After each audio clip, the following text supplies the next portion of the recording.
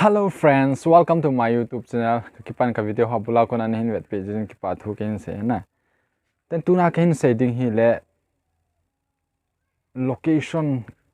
thil khat location I hall wa hi wa jo hoi lai pen hi het lo lampi chu hum do din ai wa ai in chu itabang ham ai lo la itabang muna ham chaw chu iti wet diu ham ti chu ka hin se din. Listen abula ko na zo na gen hin wet page win lang. Video hi sawlo din chomcha bo hi din.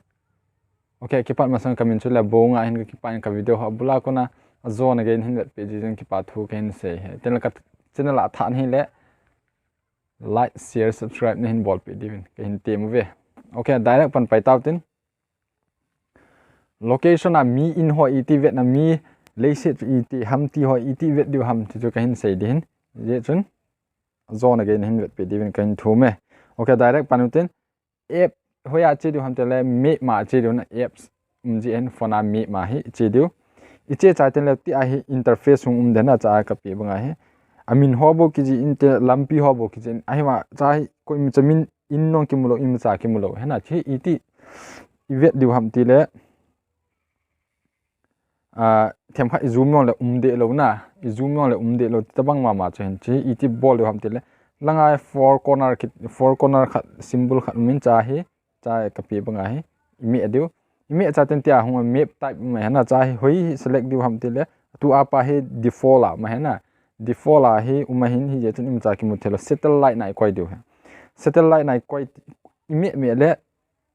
na location a background chu hung green yang da na tham green kita thil ho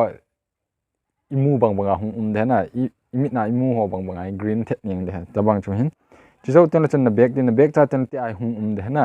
ta in tam ta min lampiong thil lampiong tam ta min chai hoi pen na vet no mam na chiso na zoom na lai da na zoom ding na zoom ten in ho a boundary te itabang wall ho na mu so ke na ki che thana na mu the ha chiso hin location mi in ho ga vet ding dan na mi in ki ve ai ma itabang hi ki hello na a in chu vet de hen allocation na chilo I include pa ka hin sei ji chu ta na phat chom pi leo do like subscribe nin bol pe din ken tim chen chu he ki pa